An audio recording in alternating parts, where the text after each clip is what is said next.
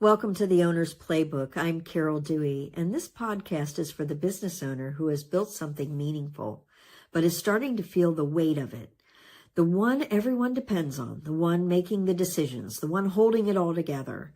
And if that's you, today's conversation is going to feel very familiar, because we're talking about something that doesn't get talked about enough. The hidden risks that quietly erode the value of everything you've built. Not in a dramatic, obvious way, but slowly over time, until one day you realize things aren't as solid as you thought they were.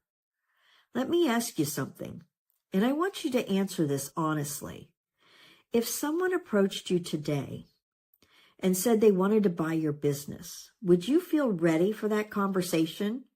Or would part of you feel exposed?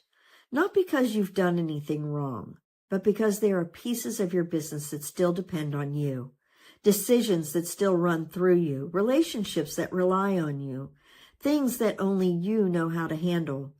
And if you're being honest, you probably told yourself at some point, I'll figure this out later.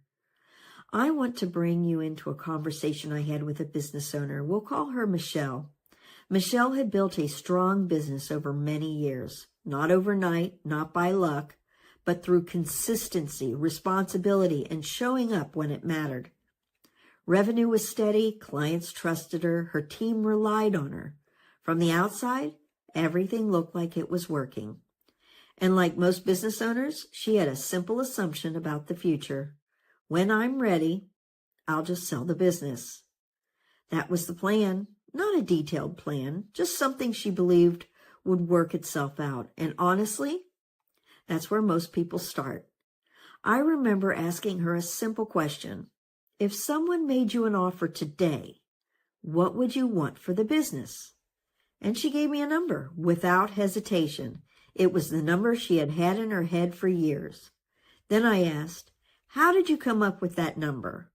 And there was a pause, not a long one, but enough to realize it hadn't really been thought through. Not deeply, not strategically, just assumed.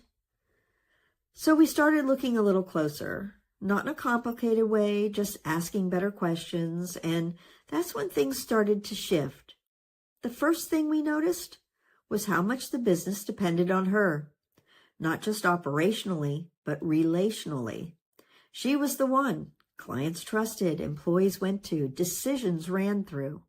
And this is important because this is exactly how many successful women build businesses. You care, you show up, you make sure things are done right. But here's the part that no one talks about. The very thing that makes your business successful can also be the thing that limits its value. Because from a buyer's perspective, that dependency creates risk. If you step away, what happens? Do the clients stay? Does the business keep running? Or does everything start to slow down? And the more uncertainty there is, the more that affects value. And you might be thinking right now, well, of course it depends on me. That's why it works. And you're not wrong. But the real question is, does it have to depend on you forever? The next thing we found was that a lot of how the business operated lived in her head. Processes weren't clearly documented and systems weren't fully built out. Things just got done. And again, that works when you're the one running the business. But to someone else, it creates friction because now they're not just buying a business, they're buying uncertainty. And buyers don't pay a premium for uncertainty. Then we looked at something most business owners don't fully explore until it's too late. What actually happens after the sale? Because it's one thing to say, my business is worth this. It's another thing to ask, what do I actually keep after taxes? And when we modeled that out, there was a shift. Because the number she thought she would walk away with was not the number she would actually keep. And that gap was bigger than she expected. This is where everything came together, because on paper, Michelle had built something valuable. But when we adjusted for owner dependency, lack of systems, and tax exposure, the real number changed. And that's what I call phantom value. It looks real, it feels real, but when you try to access it, it's not fully there. And I remember sitting with her as this started to sink in. There wasn't panic, there wasn't frustration, just a quiet moment of clarity.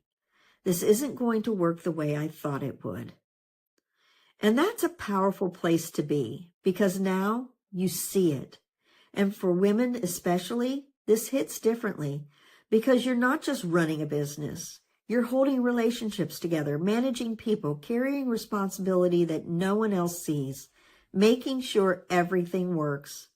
So when we talk about risk, it's not just financial, it's personal, because so much of this lives with you. And here's what I want you to understand. Michelle is not unique. I see this pattern over and over again. Different industries, different personalities, same underlying issue. Successful business owners who built something meaningful, assumed it would translate into freedom, but never actually tested the path.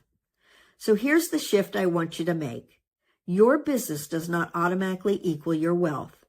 It has the potential to, but only if it's transferable, structured, and intentionally planned. Otherwise, you don't have a value problem, you have a value gap. The difference between what your business could be worth and what it's actually positioned to deliver, this is where the real work begins. Not fixing something that's broken, but uncovering what's missing.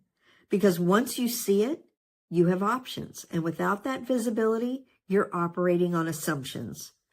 In the next episode, we're going to shift from awareness to possibility, because once you understand where the risks are, the next question becomes, how do I actually build this the right way? How do you create something that doesn't depend entirely on you, builds value intentionally, and gives you real options for the future? And if you're listening to this and something in this conversation feels a little too familiar, that's not something to ignore. It's something to explore, because you've worked too hard, carried too much, and built something too meaningful to leave the outcome to chance. If you want to take a step back and look at your business from a different perspective, I'm always open to that conversation. And if you found this episode valuable, make sure you follow along for the next one. And if you know another business owner who's carrying more than they should, share this with them, because these are conversations more people need to have. This is Carol Dewey, and this is the Owner's Playbook.